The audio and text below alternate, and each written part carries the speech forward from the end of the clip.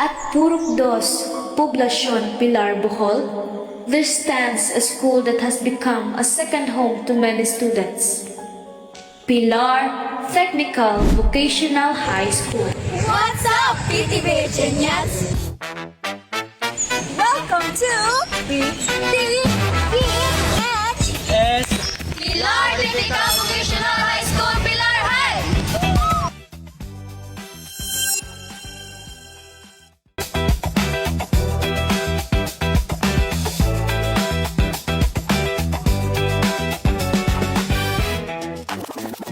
From a single bold dream to a school that builds skills and shapes future.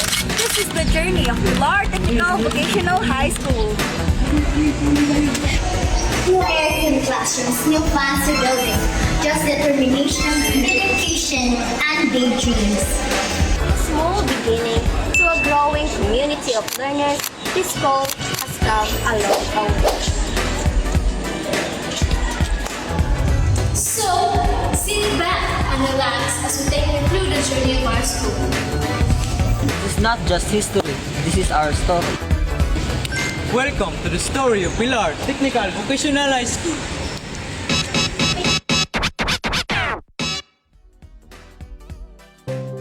In 1994, the leaders of Pilar dared to dream. Then, Mayor Marcos Aguis and Vice Mayor Gulio Ente took a courageous step by establishing Pilar High School, bringing closer education to the community of the youth. Starting from nothing, a small group of committed government employees became the school's pioneering teachers. Without a permanent campus, classes were first held in a vacated building of the Lemhoco construction firm. In June 1994, were more than 100 students of Pilar High School officially opened. Their raising of Philippine flag symbolized with pride, dignity, and hope for a brighter future.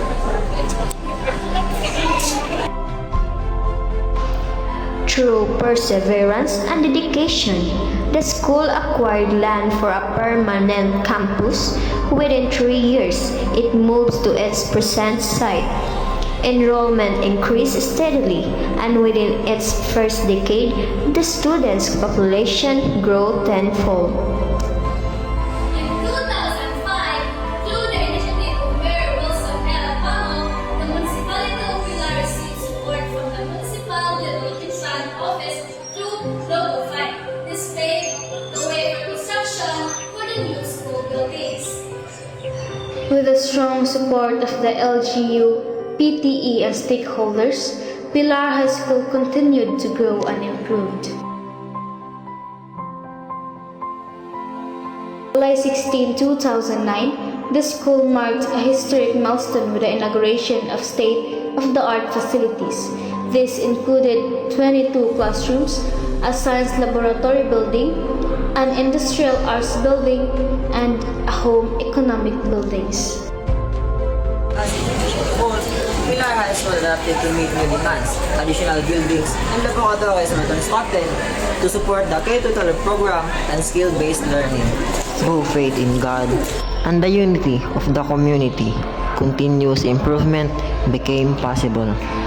To stay relevant in a changing world, the school transformed from a general public high school into a public technical vocational institution, now proudly known as Pilar Technical Vocational High School. Pilar High. From dedicated athletes in basketball, volleyball, and table tennis to talent performers in singing and dancing and acting, from student excelling in pop quizzes, science fairs, and club competitions to participant of Mr. and Miss PTVHS and various school programs like Outreach Show. PTVHS proudly celebrates every student who represents our school with heart, skill, and passion. We ask members of PTVHS community to share their experience and insight about the school.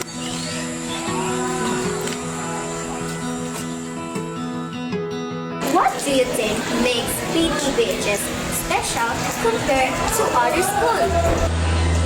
para na ang advantage sa Pilar Clinical High School is supported sila sa mga pilang events na participate ka kay exempted nila or i-excuse para dili mapikuan ng grado o batas klase. For me, Pilar book is very disciplinable and responsible. So for me, my Pilartic group is sa Masyon Bitaw. Active sila sa matag na mga event o program. Active sila niya. Kanang supportado sila, ay supportive sila sa estudyante sa unit sa athlete. So thank you so much. How has the support of community and local government helped the school grow? Regards sa LGU na nakatabang na nag-grow ang eskwelahan, especially sa ilahan, financial support sa LGU na i-provide para sa eskwelahan, example sa mga equipments, natabang ang LGU, coaches, mga equipments para magamit sa eskwelahan.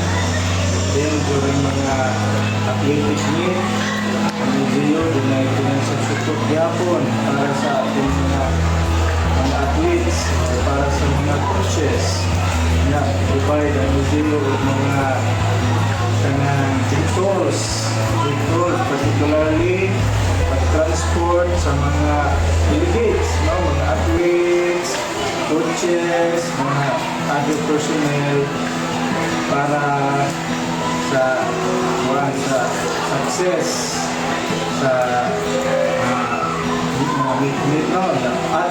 other activities na ang atong eskwelahan pinagi sa atong principal doon sa atong mayor o sa opisina sa mayor sa iyang mga staff kay mga yung support sa atong LGU always na sa kung pagin na ito isa basta within their capacity to help financial sa any support na okay na tabang na sa atong mga igwaton sa community nakatabang ang community kanang sabi na mga parents ninyo na karon atay mga business karon na support ang mga parents na itugot na appeal mo ang mga ilang mga anak yung itugutan ng mga appeal para sa wala ang susit sana sa atong business para sa atong particularly sa atong gym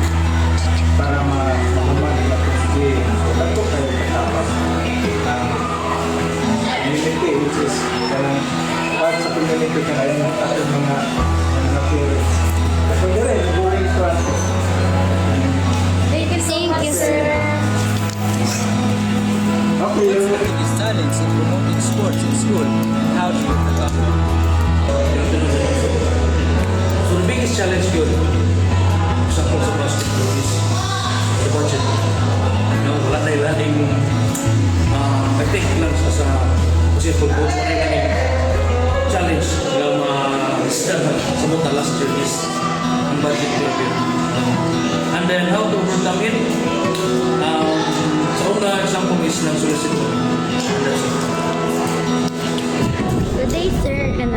As a former student here, sir, how did your technical vocational experience in high school help you become a student teacher? So thank you so much, Olivia. I came from a private school and later on transferred to PTVHS, so I experienced both learning environments. Because of that, I was able to see the difference between a more academically focused setting as well as a technical vocational environment that focuses or emphasizes hands-on and practical skills. So the question is, kato kabinahay, imong giingon na how was my technical vocational experience? So my technical vocational experience helped me appreciate experiential learning. So it really trained me to be more disciplined, to be more resourceful, as well as adaptable. Qualities that I now apply as a student teacher. Since I was once a student here in PTVHS, I can better understand my learners and also create lessons that are both practical and meaningful for them. Thank you. Thank you, sir. Thank you.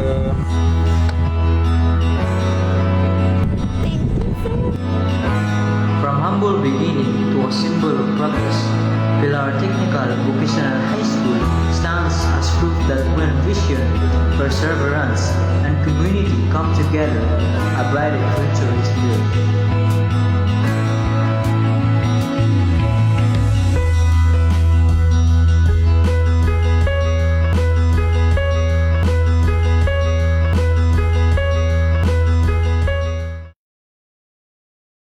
Basta PTVHS. Happy kami! PTVHS, shaping skills, building dreams, and empowering generations.